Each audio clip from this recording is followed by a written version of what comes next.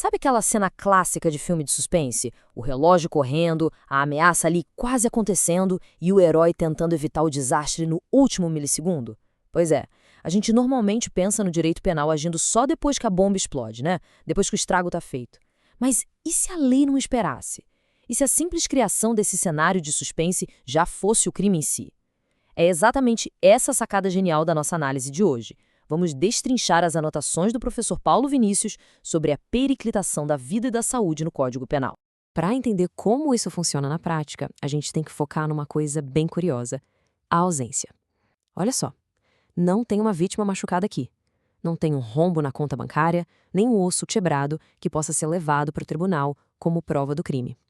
A integridade de todo mundo continua intacta. Olhando assim por cima, até parece que todo mundo escapou ileso de um desastre, sabe? Mas é aí que vem a grande reviravolta jurídica da coisa. Apesar de o pior não ter acontecido, a lei já foi sim totalmente violada.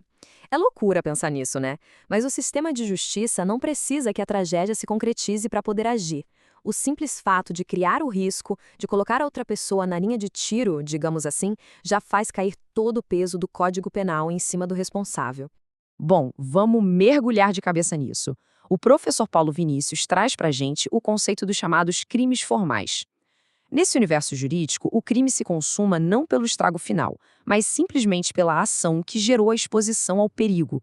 É tipo uma arquitetura legal, feita para agir de forma 100% preventiva, protegendo a vida e a saúde. O dano em si, completamente irrelevante. Basicamente, a lei está dizendo o seguinte: expôs ao perigo, já cruzou a linha. Acabou.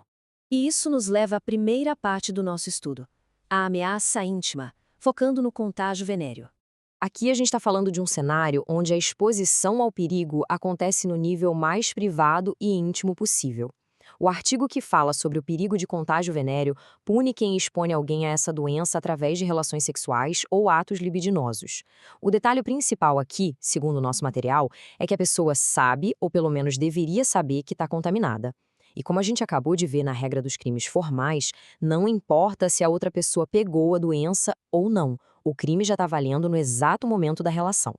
Ah, e tem um detalhe técnico super interessante. O Código Penal não diz exatamente o que é uma moléstia venérea. Ele depende de uma portaria do Ministério da Saúde para definir isso. É o que a galera do direito chama de norma penal em branco. Mas aí bate aquela dúvida clássica para testar os limites da lei. E se a outra pessoa topar?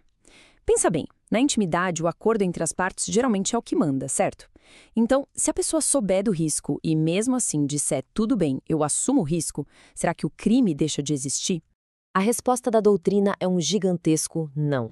A anuência, ou seja, a concordância da pessoa, é totalmente irrelevante. Sabe por quê? Porque a saúde, para o direito, é um bem indisponível. Em outras palavras, a lei não deixa ninguém abrir mão da própria saúde em um acordo.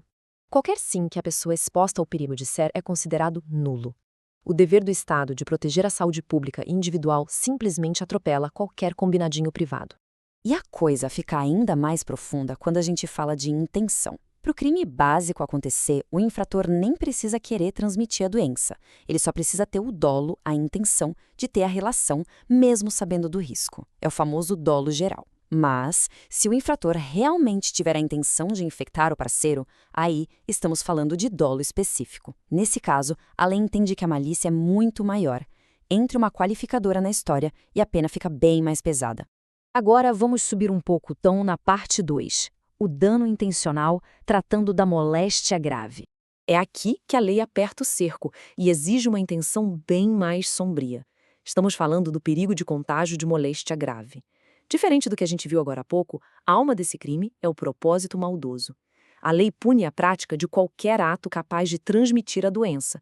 Mas atenção, tem que ter a intenção absoluta e específica de contaminar o outro. E os meios aqui são infinitamente mais amplos, viu? Não precisa ser um ato sexual, pode ser qualquer forma capaz de passar aquela doença grave adiante.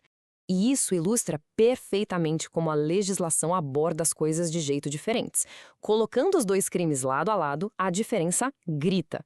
De um lado, no contágio venéreo, o foco é na intenção de praticar a ação íntima. Do outro, na moléstia grave, a intenção é puramente focada no dano, aberta a qualquer tipo de transmissão. Outro ponto que o professor Paulo Vinícius destaca é óbvio, mas super importante. No caso de moléstia grave, a vítima não pode já ter a doença, claro. Não dá para transmitir o que o outro já tem. E lembrando, como é um crime formal, tudo se consuma no momento do ato, mesmo se ninguém acabar adoecendo. Seguindo em frente para a parte 3 da nossa análise. O risco cotidiano e o perigo para a vida ou saúde. Deixando a questão das doenças específicas um pouco de lado, a gente entra na proteção genérica contra os riscos do dia a dia. Esse artigo sobre perigo para a vida ou saúde é tipo um grande guarda-chuva jurídico. Ele vai punir quem expõe a vida ou a saúde de outra pessoa a um perigo que seja direto e iminente. E vale tanto para uma ação direta, de fazer algo, quanto para uma omissão, de não fazer. A intenção exigida aqui é só de praticar o ato que gera o perigo, sem necessariamente querer machucar ninguém. Mas tem um truque jurídico essencial aqui. Ele é um crime subsidiário. Basicamente, ele funciona como uma rede de segurança. Ele só é ativado se a ação não for um crime pior. Se a pessoa criou o perigo para tentar matar alguém, por exemplo, ela vai responder por tentativa de homicídio, e não por esse crime de perigo. Faz sentido, né? Para tirar isso da teoria e trazer para o mundo real, o material nos dá um exemplo perfeito de omissão. Imagina um patrão que simplesmente ignora a regra e não fornece os equipamentos de segurança obrigatórios para a equipe. Ninguém caiu, ninguém se machucou, zero acidente. Mas só o fato de não dar o equipamento já colocou aqueles trabalhadores em um perigo iminente. Pronto. A lei penal já foi quebrada naquele exato momento de negligência. E a lei dá uma atenção redobrada para proteger quem trabalha em condições vulneráveis. Tem até um aumento de pena específico para casos onde esse risco acontecer no transporte irregular de pessoas para prestação de serviços. É a lei olhando para aqueles cenários sistêmicos absurdos, onde colocar o trabalhador em risco virou rotina, e dizendo alto e claro, aqui a punição vai ser ainda mais severa. Chegar ao fim desse estudo faz a gente perceber uma coisa muito forte. O direito penal não está aí só para castigar depois que a tragédia acontece. Ele age como um escudo protetor implacável. Quando a lei criminaliza o simples risco de contágio ou a falta de segurança no ambiente de trabalho, ela obriga a gente a pensar qual é o limite exato onde a liberdade de agir de uma pessoa esbarra no direito à segurança de todo o resto da sociedade. Se a mera ameaça ao bem-estar já é punida, até que ponto as nossas ações diárias estão verdadeiramente isentas de consequências legais antes mesmo de o dano dar as caras? É uma mecânica fascinante que transforma o simples ato de expor alguém a um risco em algo de extrema responsabilidade. Fica aí a reflexão.